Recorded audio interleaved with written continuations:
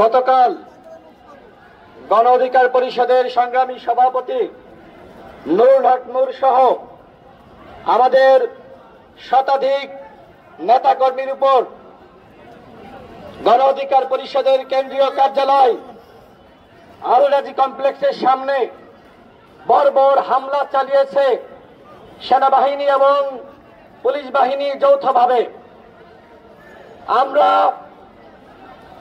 আমাদের দল গণ অধিকার পরিষদের পক্ষ থেকে এই হামলার সুষ্ঠু তদন্ত এবং বিচার দাবি করছি। আর সেই লক্ষ্যে আমাদের 1 নম্বর দাবি হল অনতিবিলম্বে অন্তর্বর্তীকালীন সরকার কর্তৃক তদন্ত কমিটি গঠন করতে হবে। তদন্ত কমিটি গঠন না করে শুধুমাত্র প্রধান উপদেষ্টা তিনি বিচারের আশ্বাস দিবেন, সেই বিচার আমরা বিশ্বাস করি না।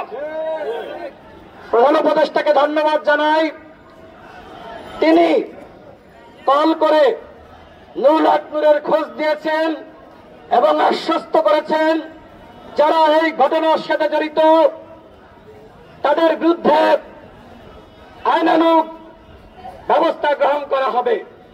যেহেতু আশ্বাস দিয়েছেন সেহেতু আজকের মধ্যে তদন্ত কমিটি গঠন করতে হবে। আজকের পরে নয়, আমি স্পষ্টভাবে বলছি, আজকের মধ্যেই তদন্ত কমিটি গঠন করতে হবে। আমাদের 2 নম্বর দাবি, যেহেতু স্বরাষ্ট্র উপদেষ্টা তিনি দায়িত্ব পালন করতে পারছেন না, যেহেতু তিনি ব্যর্থ, যেহেতু তিনি নির্লজ্জ, যেহেতু তিনি বেহায়া, সুতরাং এইরকম বেহায়া স্বরাষ্ট্র উপদেষ্টা আমরা দেখতে চাই না। তিনি পুরোপুরি ব্যর্থ।